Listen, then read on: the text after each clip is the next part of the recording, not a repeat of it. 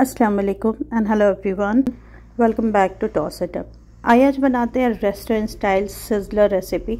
बहुत ही मज़ेदार, बहुत ही बेहतरीन सा, बहुत ही क्रीमी जूसी सा मखनी मलाई चिकन टिक्का रेसिपी बहुत ही अच्छा बन के तैयार होता है और आपको देखकर और इसकी आवाज़ सुनकर समझ में आ रहा होगा कि ये कितना ही लजीज बन के तैयार हुआ। तो बहुत ही आसान होता है इसे बनाना। बस वीडियो को फुल वॉच कीजिएगा, लाइक शेयर और सब्सक्राइब ज़रूर कीजिएगा।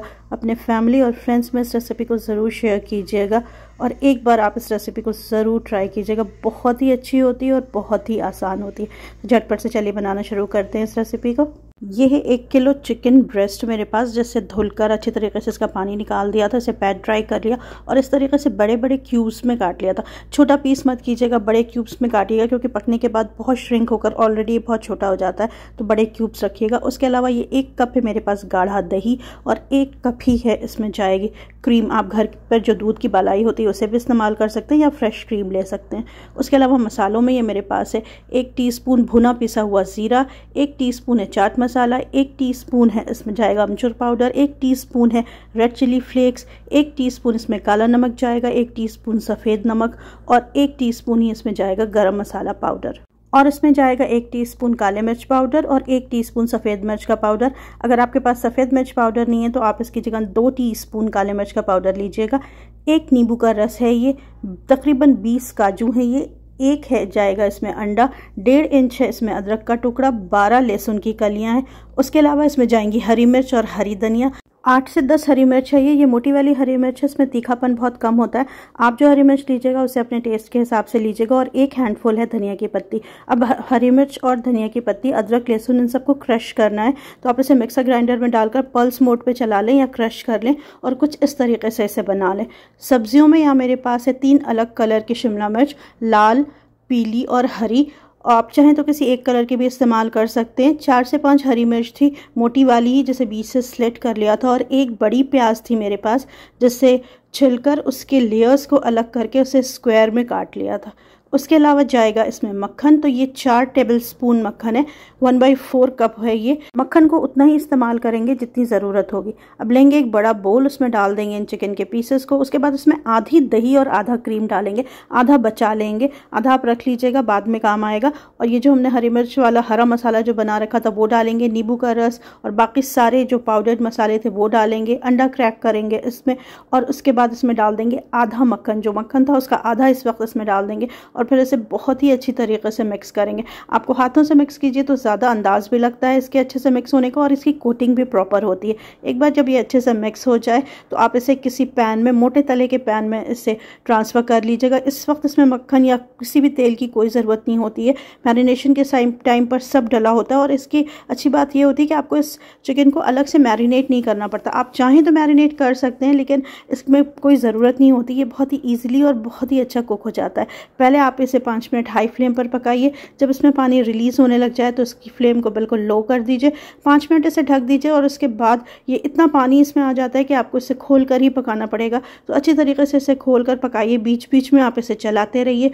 पानी को पूरी तरीके से इसमें ड्राई करना होता है। जब एक बार कम्प्लीटली पानी इसका ख़त्म हो जाए, ऑयल सरफेस पर आने लग जाए, एक बहुत ही अच्छी सी खुशबू इसमें आने लग जाती है, ऑयल सेपरेट हो जाता है, पानी सूख चुका होता है, ग्रेवी बिल्कुल गाढ़ी होती है, उस स्टेज तक आपको इसे पकाना होता है। उसके बाद जो इसके पीसेस हैं चिकन के, आप उसे अलग कर लीजिए और ग्रेवी को साइड पर रख दीजिए।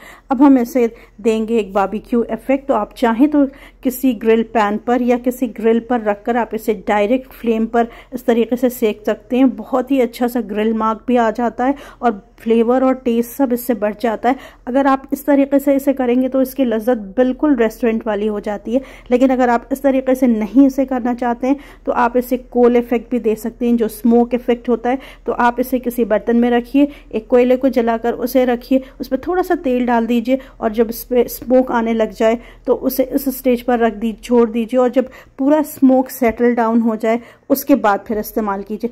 तो अब ये जो हमारा दही और क्रीम जो आधी बची हुई थी उसे काजू के साथ पीस लेंगे, बिल्कुल स्मूथ फाइन पेस्ट बनाएंगे और इसे अब डालेंगे हम अपनी ग्रेवी में। तो चिकन को फ़िलहाल साइड पर रहने देते हैं और ये जो हमारी बची हुई ग्रेवी थी उसमें इस पेस्ट को डालेंगे, बहुत ही अच्छी तरीके से मिक्स करेंगे और पहले इसे लो फ्लेम पर पकाएंगे।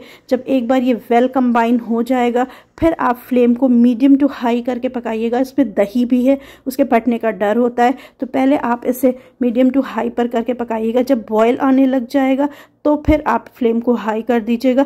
मसाला बहुत लगा होता है जार में, तो आप उसमें थोड़ा सा पानी आधा कप डाल के उसे निकाल लीजिएगा, मिक्स कर दीजिएगा ग्रेवी में और फिर आप चिकन के पीसेस को डाल दीजिएगा, उसे अच्छी तरीके से मिक्स करके पकाइएगा। एक अच्छा सा बॉयल आने दीजिएगा इसमें और उसके बाद फ्लेम को लो करके 5 मिनट पकाइएगा और फिर फ्लेम को ऑफ कर दीजिएगा और ये हमारी ग्रेवी बनके तैयार है।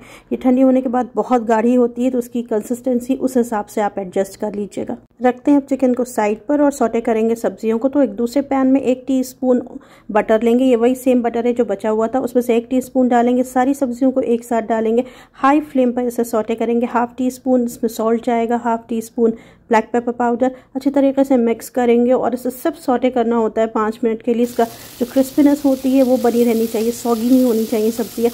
और 5 मिनट के बाद ऑफ कर देंगे और इसे साइड पर रखेंगे। अब गर्म करेंगे हम अपना सिजलर पैन, बहुत ही अच्छी तरीके से गर्म करना होता है, बिल्कुल रेड हॉट करना होता है। थोड़ा सा बटर इस पर लगा दीजिएगा, उससे क्या होता है कि जो इसका सिजल होता है वो बरकरार रहता है, वो बहुत देर तक बना रहता है। इसके ऊपर अरेंज करेंगे कैबेज लीव्स, जो पत्ते गोभी के पत्ते होते हैं। आप इसकी जगह लेटस का भी इस्तेमाल कर सकते हैं। और इन पत्तों के ऊपर ये जो हमारा पका हुआ मलाई मखनी चिकन टिक्का है इसे रखेंगे। आप इसे अपने हिसाब से एडजस्ट कर लीजिएगा और इस वक्त जो इसकी खुशबू और इसका जो सिजल होता है वो बहुत ही मज़ेदार होता है। इसके ऊपर डाल देंगे हमारी सॉटेड वेजिटेबल्स, आप इसे अपने हिसाब से डाल लीजिएगा। आप सब्जियां कम या ज़्यादा भी कर सकते हैं, आप इसमें गोभी या ब्रोकली का भी इस्तेमाल कर सकते हैं। एक बार जब ये कम्प्लीटली डन हो जाए तो आप इसे वापस से थोड़ी देर के लिए चाहें तो गैस पर रखकर इसका सिजल फिर से बना सकते हैं और उसके बाद इसे गर्मा गर्म सर्व कीजिए। बहुत ही मज़ेदार, बहुत ही बेहतरीन डिश होती है, एक बार इसे ज़रूर ट्राई कीजिएगा। आपके कमेंट्स और क्वेरीज़ का इंतज़ार रहेगा। बने रहिए मेरे साथ, मिलते हैं अगले वीडियो में।